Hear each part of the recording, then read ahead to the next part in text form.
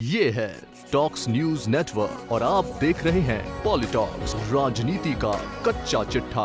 नए कृषि कानूनों पर मोदी सरकार का पक्ष रखने के लिए उदयपुर पहुंचे केंद्रीय जल शक्ति मंत्री गजेंद्र सिंह शेखावत ने कहा कि अब किसान आंदोलन किसानों के हाथ से निकल गया है।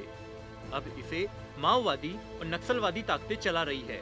इस दौरान प्रदेश की गहलोत सरकार के अंतरकलह पर मारवाड़ी भाषा में तंज कसते हुए गजेंद्र सिंह शेखावत ने कहा कि घनी लुगाईरी लड़ाई में पड़ोसी री पिटाई करो, यो तो नीचा ले। शेखावत ने कहा कि सरकार के अंदर चल रही उठापटक का खामियाजा प्रदेश की जनता को उठाना पड़ रहा है। इससे पहले दिल्ली में पिछले 19 दिनों से चल रहे किसान आंदोलन को लेकर केंद्रीय जल शक्ति मंत्री ने साफ कहा कि यह आंदोलन अब किसानों का आंदोलन नहीं रहा है। अब माओवादी, नक्सलवादी और देश विरोधी ताकतों ने इस आंदोलन को अपने हाथ में ले लिया है। यही कारण है कि और किसानों के बीच 7 बार अलग अलग स्तर पर वार्ता होने के बावजूद दोनों के बीच सहमति नहीं बन पा रही है। उन्होंने कहा कि इस आंदोलन को वो ही लोग चला रहे हैं जो देश के हित में काम नहीं करना चाहते हैं।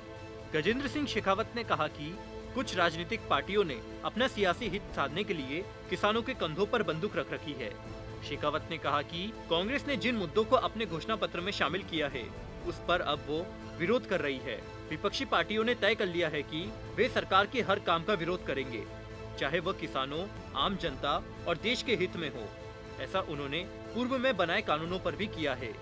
मंत्री गजेंद्र सिंह शेखावत ने कहा कि वर्ष 2014 में केंद्र में भाजपा की सरकार बनी, तब से ही किसानों के विकास के लिए सरकार कदम दर कदम आगे बढ़ाते हुए कृषि रिफॉर्म हेतु काम कर रही है।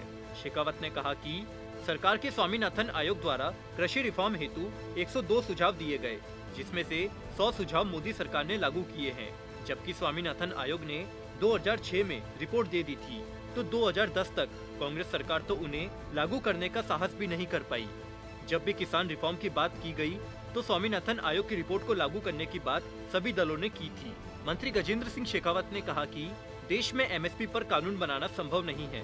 शेखावत ने कहा कि तकनीकी तौर पर इस कानून को बनाना संभव नहीं है। सरकार किसी भी व्यापारी को एमएसपी प्राइस पर अनाज खरीदने के लिए मजबूर नहीं कर सकती है। केंद्रीय मंत्री ने कहा कि देश सब कुछ देख व समझ रहा है।